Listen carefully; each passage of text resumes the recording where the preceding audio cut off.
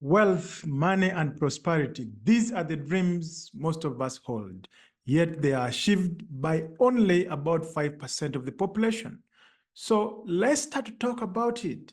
What is your relationship with money, wealth, and prosperity? I'm going to ask some questions along the way, so be very honest with yourself. One is, have you ever wondered why some people manage to become rich while others struggle with debt year in and year out? Oh, have you noticed something strange about the education system of our world? Because schools teach us so many things we will never use in life, but they rarely teach us about money. Why is that the case? Now, imagine if from primary school you had been taught about managing and growing your money. How different might things have been, or might things be? But hey, if school didn't teach you, it means the world system is not interested in making you rich. So, guess what? We are here to change that. Because starting today, you are going to learn things about money that you may never have learned in your entire life. So get ready for some discoveries. We will reveal secrets about how money really works beyond just savings and investing. So let's dive into the world of personal finance. Are you ready to change the way you think about money? And here's my first question. Is money good or bad?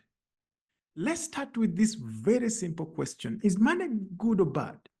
Many of us have been taught that money is something negative. I mean, often in movies, especially Nigerian movies, the rich are portrayed as evil. And then if you look at Hollywood, the rich are portrayed as dishonest, selfish. And so, or in African, the Nigerian movies I see, the rich go underwater, they bury people under their mansions. So this can make you begin to think, I don't want to be dishonest. I don't want to be greedy. I don't want to be that wicked. I don't want to gain the entire world and lose my soul. So maybe it's safe to stay poor. And that's why we lack the energy to be able to pursue wealth. But here's the truth. Money itself isn't good or bad. It is neutral. Money is neutral. In fact, I like to put it this way, money just amplifies a person's character and choices. A dishonest person might misuse money, but a honest person can use it to help others, like buying food for the homeless and doing a lot of good in society. So money is simply a tool. It is how we use that tool that matters. That is why part of my mission is to help as many good people as possible, especially kingdom people, begin to have access to this powerful tool called money. Also, how many times have you heard this? The rich won't enter heaven. Because that's a big one, right? This idea can make you think, if the rich don't go to heaven, maybe it's better to be poor. Maybe it's better to be poor. Again, let's rethink this. Many wealthy people are honest and hardworking and righteous and good people, and people trust them because of their integrity. All right. So sure, there are dishonest rich people. I am not arguing about that. Just as there are dishonest poor people, but there are also many honest, caring, wealthy, righteous, wealthy people out there.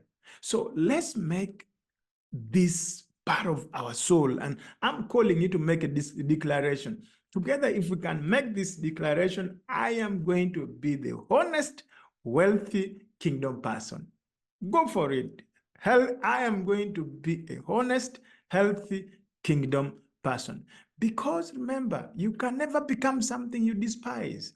If you despise wealth, it's unlikely you'll achieve it. So how about we begin by shifting your perspective?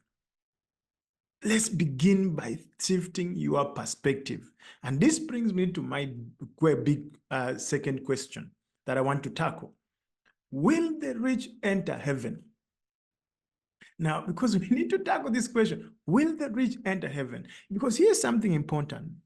Let's understand the Creator God. He made all things. In fact, he said, silver and gold are mine. Now think about it. How can a God who owns everything want his children to live in lack? How wicked is our God being portrayed? How can you own everything and yet you want your children to live in lack and in poverty? So we need to reform our thoughts about money, because the God of the Bible is a God of abundance. He's rich in grace, love, and mercy, and desires for his children to prosper too. But let's keep one thing clear. Money belongs in your pocket, and maybe in your bank account. It's not supposed to belong in your heart. That is why they say money is a good servant, but a bad master, because it's not intended for it to master you. So for you to be able to make money, we must start by changing our relationship with money. So let's embrace a new perspective that allows you to both be prosperous and honest. So wealth is good, money is good, but it must be a tool that we pursue so that it allows us to do the good works of God. So wealth isn't just for a few. It can be for you too. So the journey starts here, changing your perspective about money. That's the first step that you need to take. But for you to take this, remember, money isn't the enemy. It's a tool. It's time we rethink, reset, and rise to new levels of prosperity as kingdom people. So in part 2 of this series of mine, that you can become rich in less than 1 year, I'll begin to show you practically. Once you've changed your perspective, what are the practical steps that you need to take to master this mountain called money and wealth?